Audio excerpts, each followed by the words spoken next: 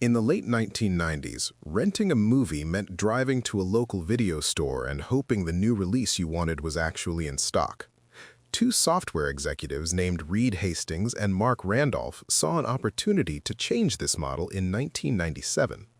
While the popular legend claims the idea was sparked by a $40 late fee for a copy of Apollo 13, the reality was a bit more pragmatic.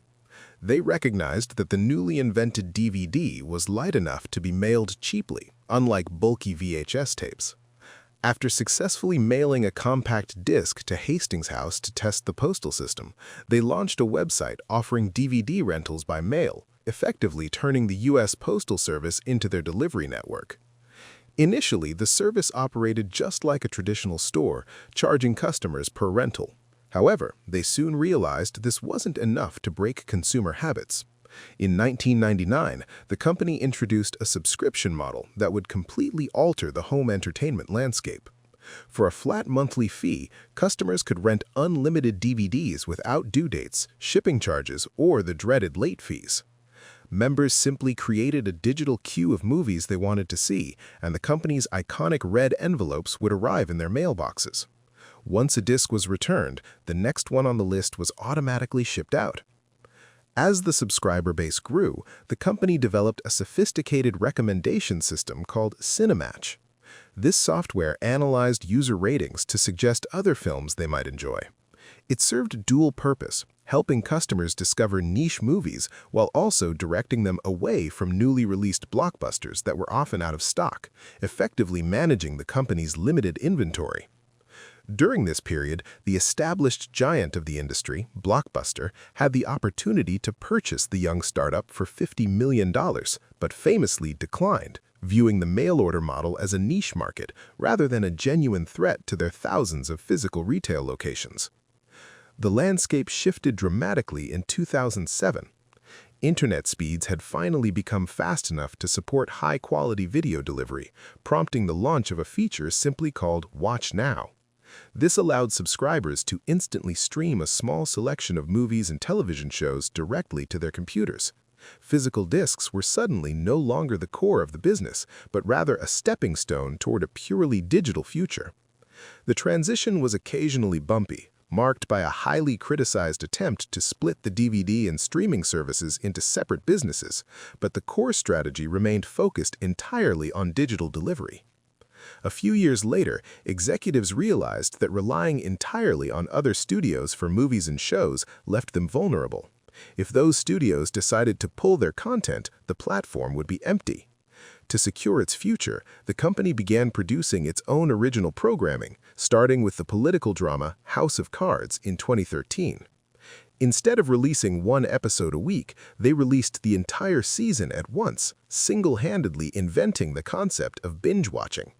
This fundamentally changed how television was consumed and forced traditional networks to rethink their own broadcasting strategies. Over the following decade, the service expanded rapidly across the globe, eventually reaching nearly every country on Earth. It evolved from a simple tech startup mailing plastic discs from a California warehouse into one of the largest and most influential entertainment studios in the world.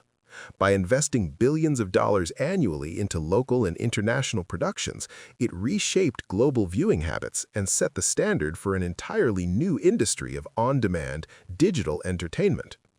To sustain its massive content budgets in a maturing market, the company realized that relying solely on subscription fees was no longer enough.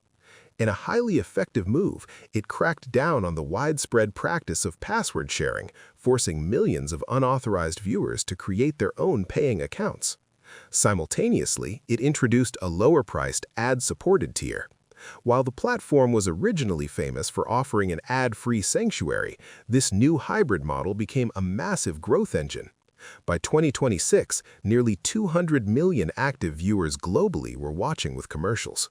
The company developed its own in-house advertising technology, utilizing dynamic insertion and artificial intelligence to tailor commercials to individual viewing habits, fundamentally shifting its primary revenue strategy. Beyond changing how people paid for the service, the platform began changing what they were actually watching. For over a decade, the entire appeal was built on the concept of on-demand viewing, letting people watch whatever they wanted at their own pace. However, to capture the lucrative live advertising market and create unified cultural moments, the company pivoted heavily into live broadcasting. It secured exclusive rights to major live events, including broadcasting National Football League games on Christmas Day and signing a landmark $5 billion deal to become the exclusive home of live WWE programming starting in 2025. This transition turned the ultimate on-demand library back into a destination for appointment television. To keep subscribers engaged between major show releases, the service also expanded its footprint directly into the video game industry.